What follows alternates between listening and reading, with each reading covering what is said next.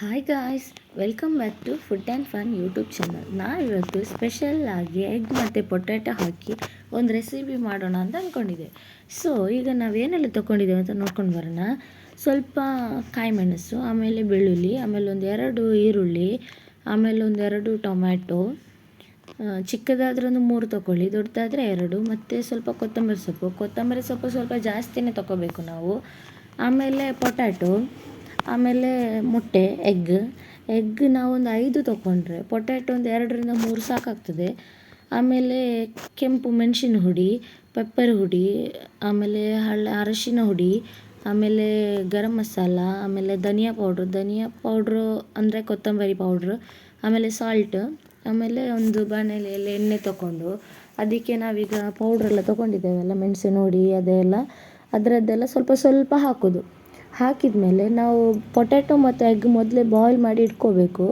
So ಈಗ ಪೊಟ್ಯಾಟೊನ ಅದಕ್ಕೆ ಹಾಕಿ ಸ್ವಲ್ಪ ಸೌಟು ಅಲ್ಲಾಡಿಸುವ, ಸ್ವಲ್ಪ ಅದು ಕ್ರಿಸ್ಪಿ ಥರ ಆಗ್ತದೆ ಆಯಿಲಲ್ಲಿ. ಆಮೇಲೆ ಮೊಟ್ಟೆಯನ್ನು ಕೂಡ ಹಾಗೆ ಬೇಯಿಸಿಟ್ಟ ಮೊಟ್ಟೆಯನ್ನು ಅದಕ್ಕೆ ಹಾಕೋದು. ಅದೇ ಪೌಡ್ರೆಲ್ಲ ಹಾಕಿರ್ತೇವಲ್ಲ ಅದಕ್ಕೆ ಹಾಕೋದು. ಸ್ವಲ್ಪ ಆಚೆ ಈಚೆ ಮಾಡಿದ ಮೇಲೆ ಅದು ಕ್ರಿಸ್ಪಿ ಥರ ಬರ್ತದೆ ಮೇಲೆ.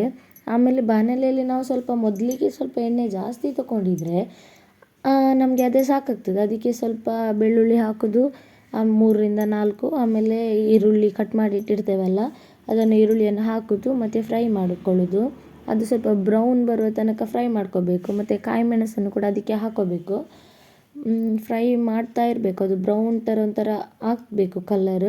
ಆಮೇಲೆ ಟೊಮೆಟೊ ಕಟ್ ಮಾಡಿ ಇಟ್ಕೊಂಡಿರ್ತೇವಲ್ಲ ಅದನ್ನು ಚೆನ್ನಾಗಿ ಗ್ರೈಂಡ್ ಮಾಡ್ಕೋಬೇಕು. ಗ್ರೈಂಡ್ ಮಾಡ್ಕೊಂಡ ಪೇಸ್ಟನ್ನು ಕೂಡ ಅದಕ್ಕೆ ಹಾಕಿ ನೋಡಿ, ಹೀಗೆ ಹಾಕಿ ಫ್ರೈ ಮಾಡ್ಕೋಬೇಕು. ಸ್ವಲ್ಪ ಹೊತ್ತು ಫ್ರೈ ಮಾಡ್ಕೊಂಡ್ಮೇಲೆ ಕೊತ್ತಂಬರಿ ಸೊಪ್ಪು ಜಾಸ್ತಿ ತೊಗೊಳ್ಳಿಕ್ಕೆ ಹೇಳೋದು ಇದಕ್ಕೆ. ಮೊದಲೇ ಸ್ವಲ್ಪ ಹೀಗೆ ಇದಕ್ಕೆ ಹಾಕಿ ಸ್ವಲ್ಪ ಅದು ಬೇಯಿಸ್ಕೊಳ್ಬೇಕು ಕೊತ್ತಂಬರಿ ಸೊಪ್ಪು ಇದರಲ್ಲಿಯೇ.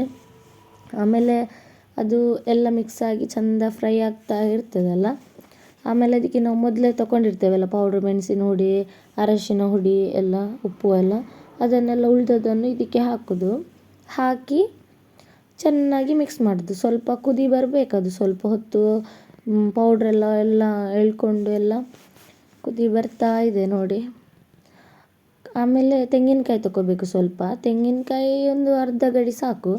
ತೆಂಗಿನಕಾಯನ್ನು ಕೂಡ ಹಾಗೆ ಅರ್ಧ ಬೇಕು ಅಂತಿಲ್ಲ, ಸ್ವಲ್ಪ ಸಾಕಾಗ್ತದೆ. ಅದನ್ನು ಗ್ರೈಂಡ್ ಮಾಡಿಕೊಂಡು ಅದಕ್ಕೆ ಸ್ವಲ್ಪ ನೀರು ಹಾಕಿ ಗ್ರೈಂಡ್ ಮಾಡ್ಕೋಬೇಕು. ಆಮೇಲೆ ನಾವು ಈರುಳ್ಳಿ ಎಲ್ಲ ಫ್ರೈ ಮಾಡ್ಕೊಂಡು ಇರ್ತೇವಲ್ಲ ಬಾಣಲೆಯಲ್ಲಿ, ಅದಕ್ಕೆ ಅದನ್ನು ಕೂಡ ಹಾಕಬೇಕು. ಮತ್ತು ಪೊಟ್ಯಾಟೊ ಫ್ರೈ ಮಾಡಿ ಇಟ್ಕೊಂಡಿರ್ತೇವಲ್ಲ ಮೊದಲೇ, ಹಾಗೆ ಅದನ್ನು ಕೂಡ ಹಾಕಬೇಕು. ಸ್ವಲ್ಪ ಹೊತ್ತು ಸೌಟು ಅಲ್ಲಾಡಿಸ್ತಾ ಇರಬೇಕಾದ್ರೆ ಮತ್ತು ಮೊಟ್ಟೆಯನ್ನು ಕೂಡ ಹಾಗೆ ಹಾಕೋದು. ಮೊಟ್ಟೆ ನಾವು ಫುಲ್ ಮೊಟ್ಟೆ, ಇಡೀ ಮೊಟ್ಟೆಯನ್ನು ಹಾಕೋದಾದ್ರೆ ಹಾಕ್ಬೋದು. ನಾನು ಮಾತ್ರ ಕಟ್ ಮಾಡಿದ್ದೇನೆ. ಇಡೀ ಮೊಟ್ಟೆ ಹಾಕಿದರೆ ಒಂದೇ ಸಲ ಊಟ ಮಾಡಲಿಕ್ಕೆ ಆಗ್ತದಲ್ಲ, ಸೊ ನಾವು ಕಟ್ ಮಾಡಿದ್ದೇವೆ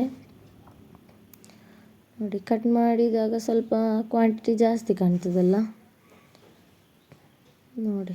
ಹೀಗೆ ಮತ್ತೆ ಕಟ್ ಮಾಡಿದ ಮೊಟ್ಟೆಯನ್ನು ಹಾಕುವಾಗ, ಇಡೀ ಮೊಟ್ಟೆ ಹಾಕುವಾಗ ಎಂತ ಆಗೋದಿಲ್ಲ, ನಮಗೆ ಹೇಗೆ ಬೇಕು ಹಾಗೆ ಸೌಟ ಆಡಿಸ್ಬೋದು.